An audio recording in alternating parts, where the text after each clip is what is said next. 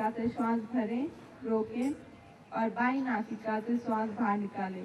यह होती है नाड़ी शोधन प्राणायाम की एक प्रक्रिया। इसी तरह 6-7 आवृत्तियों से शुरू करें। बाईं नासिका से श्वास को अंदर भरें, रोकें और दाईं नासिका से श्वास को बाहर निकालें। जबरदस्ती ना करें, सहज मात्रा में जितना हो उतना श्वास लें, रोकें, छोड़ें। कमर सीधी।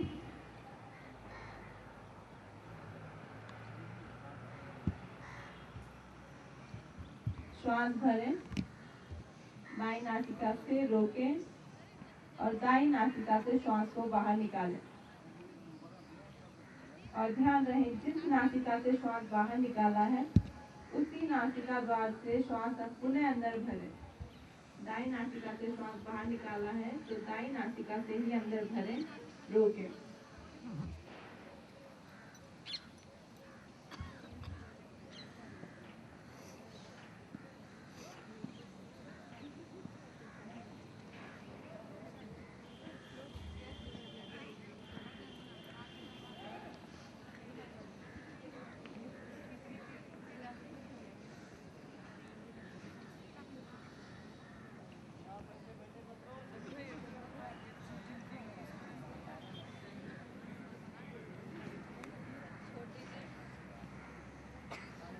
छोड़ दीजिए। एक बार देख लें और सही करें, गलत करने से नुकसान भी हो सकता है। दाएं हाथ की 2 जो उंगलियां हैं उनको अंगूठे के मूल में लगाएं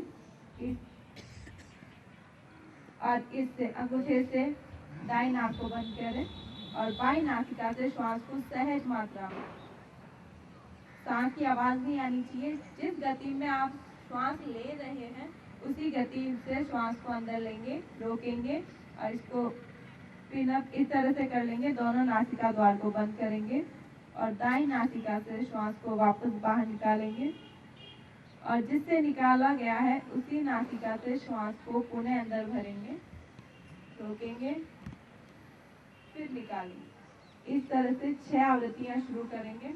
अभी सब करेंगे। श्वास लेने को कहते हैं पूरक, रोकने को बोलते हैं कुंभक और श्वास को बाहर निकालने को बोलते हैं रेचक।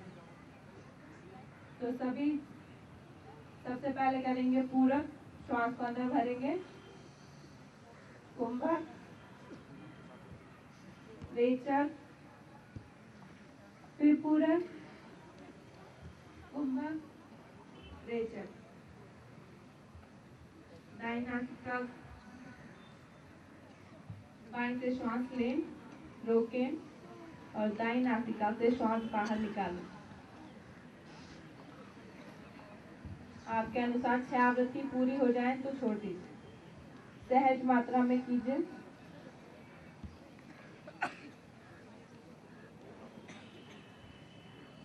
पूरक, कुंभक, रेचक, पूरक, कुंभक, रेचक। ये एक आवृत्ति हुई। श्वास लें, रोकें, निकालें, फिर लें, रोकें, श्वास को बाहर निकालें। पूरक करेंगे सभी। श्वास अंदर लें, आप बोलती रहे, रोकें, पूरक, फिर कुंभक, रेचक, फिर पूरक, कुंभक, रेचक। पूरक, कुंभक, रेचक, पुनः पूरक, कुंभक, रेचक, पूरक, कुंभक, रेचक, पूरक, कुंभक,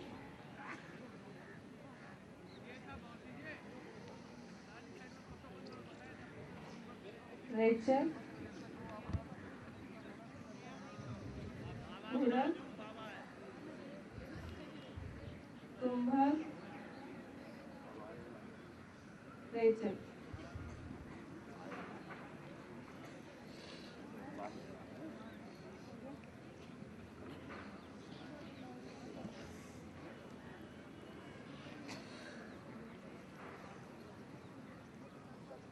छोड़ दीजिए।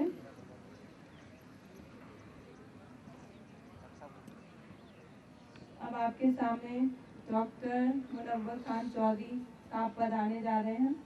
वो हमारे साथ पिछले 12 सालों से इस क्षेत्र में हमारे सहयोगी रहे हैं।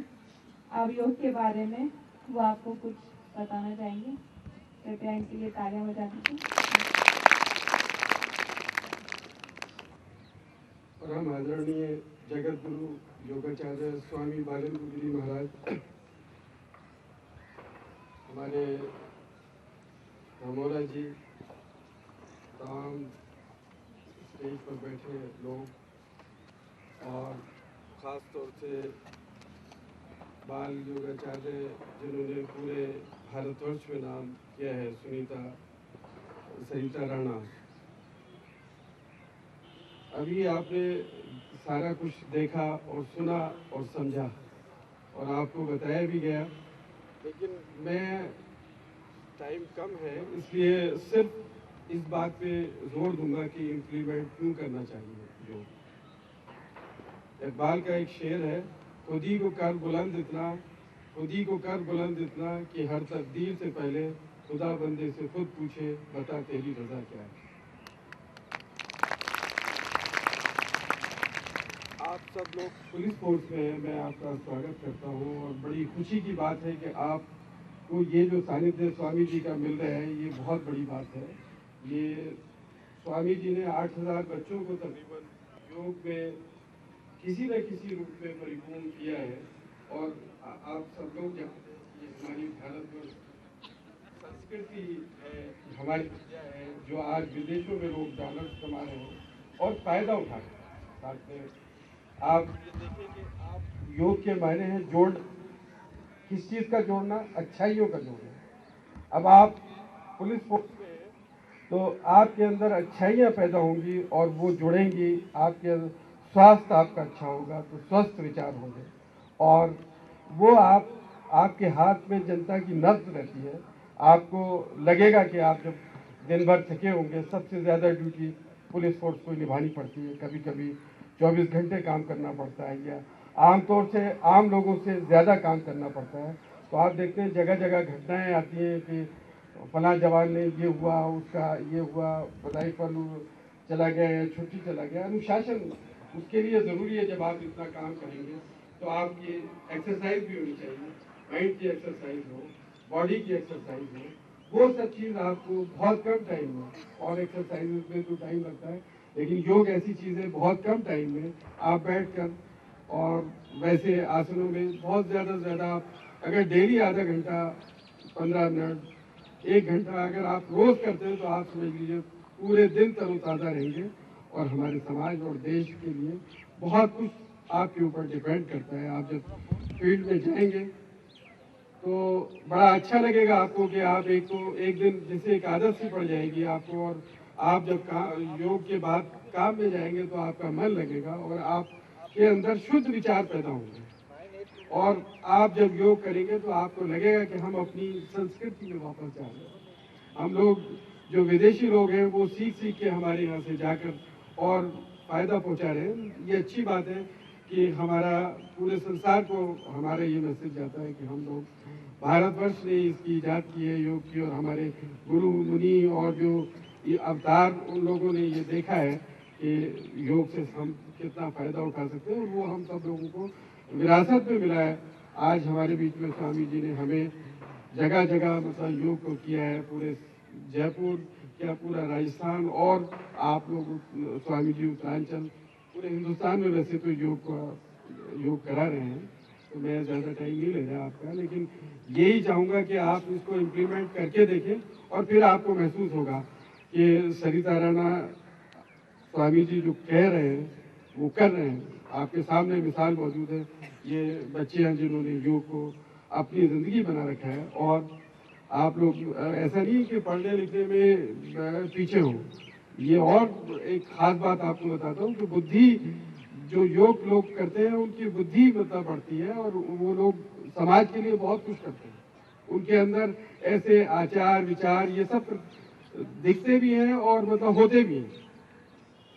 मैं आप लोगों से यही अनुरोध करूंगा कि आप लोग इतनी जिम्मेदार और इतनी अच्छी जगह हैं, और बहुत सारे भाई ऐसे हैं हमारे जिनके लिए योग अनिवार्य होना चाहिए। एकेडमी इस बात को, कितनी एक्सरसाइजेस सुबह में आप लोगों को कराते हैं, लेकिन फैट्स बढ़ते हैं, उसके योग अलग है। हर चीज़ का जो बीमारियां हैं वो दूर होती है और अच्छाइयाँ पैदा होती हैं। जय हिंद, जय भारत।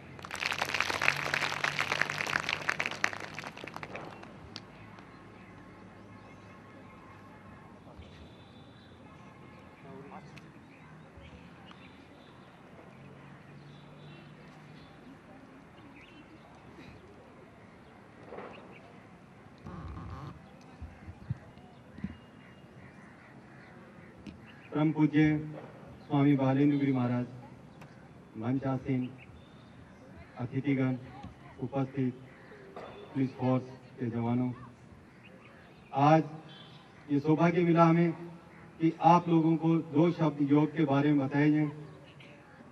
बड़े ध्यान देने की बात है कि आज योग के नाम पर इस ढंग से कार्य हो रहा है कि वेद, शास्त्र, पुराण, उपनिषद बगैर उनके अध्ययन किए उल्टा सीधा जनता के बीच में, संसार के बीच में उसको परोसा जा रहा है, जिसका खामियाजा हमें पुश्तों तक भुगतना पड़ेगा।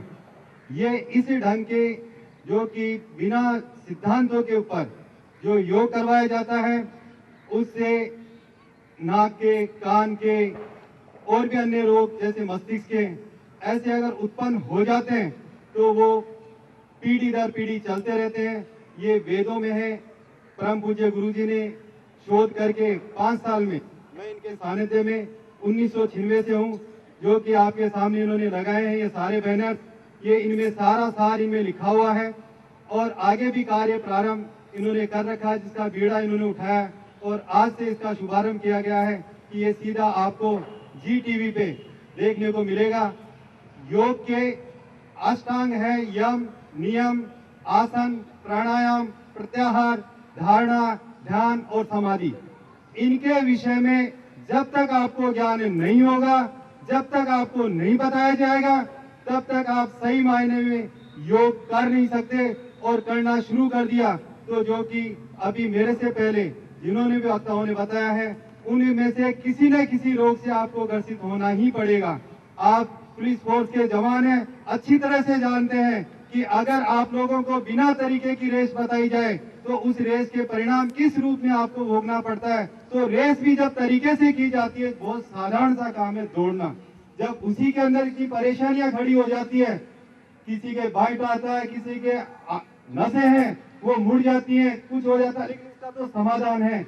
लेकिन जो एक प्राणायाम है, बिना तौर तरीके से किया जाता है, तो उसका खामियाजा ऐसा है कि उसके लिए शब्दों में मेरे लिए कहने के लिए शब्द नहीं है कि जिनका मैं वर्णन कर सकूं। तो गुरु श्री से मैं यही आशीर्वाद चाहता हूं कि आप लोग सच्चा ज्ञान जो वेदों के द्वारा दिया जा रहा है, उसके नियमानुसार जो आसन करवाए जा रहे हैं, प्राणायाम करवाया जा रहा है, योग करवाया जा रहा है, उसी को स्वीकार करें। किसी रूप में ऐसे नहीं करें कि ये तो फलाने महात्मा जी आ गए साथ में बैठ करके यहाँ तो 500 रुपए का टिकट है, ये तो मुझे करना ही है क्योंकि मैं देखने के लिए जा रहा हूँ, क्योंकि पड़ोसी भी देखेगा कि फलाने महात्मा जी आए हैं, तो वहाँ मुझे जोर से शान से देखा है कि ये देखिए कि ये 2500 रुपए का टिकट लेके देखा।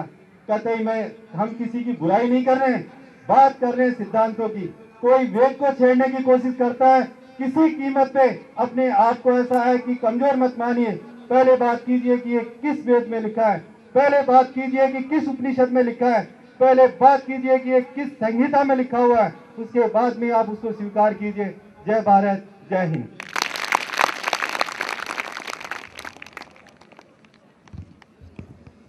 स्वामी जी के द्वारा और उसमें काफी बड़ी टीम है, स्वामी बालेंद्र गिरी योग प्रशिक्षण एवं अनुसंधान संस्थान के नाम से, जिसका बैनर आपके सामने लगा हुआ है। तो इसमें हर 6 महीने के ऊपर एक सर्टिफिकेट कोर्स जो कि NIOS के द्वारा दिया जाता है, उसमें लगभग 20 क्लास के करीब 6 महीने में 20 कक्षाएं अटेंड करनी पड़ती है। और उसमें योग की मेन मुख्य जो जानकारियां हैं वो दी जाती हैं और उसका सर्टिफिकेट मानव संसाधन विकास मंत्रालय की ओर से दिया जाता है, जो कि ऑल ओवर वर्ल्ड के अंदर मान्य है और उसका संस्थान के द्वारा जो निर्धारित शुल्क है वो लेके करवाया जाता है। तो आप या आपके परिवारजन अगर करने के इच्छुक हैं तो आप लोग इस संस्थान पे संपर्क कर सकते हैं।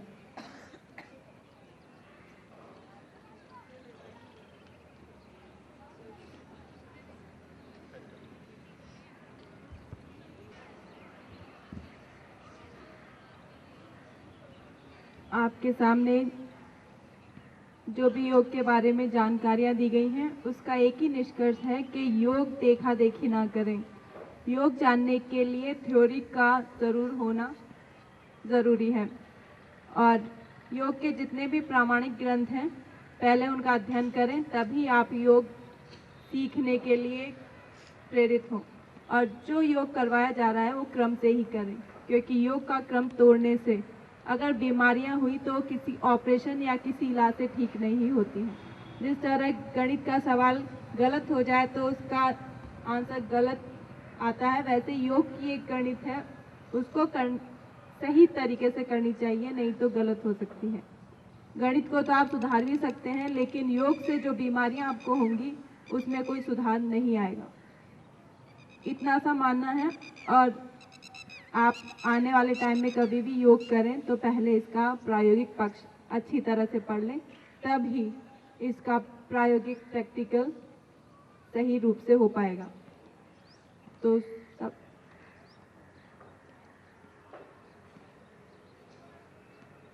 अब आपके सामने साहब आए हुए हैं, वो आपको 2 शब्द योग के लिए बताएंगे, तो मैं उनका स्वागत करती हूँ।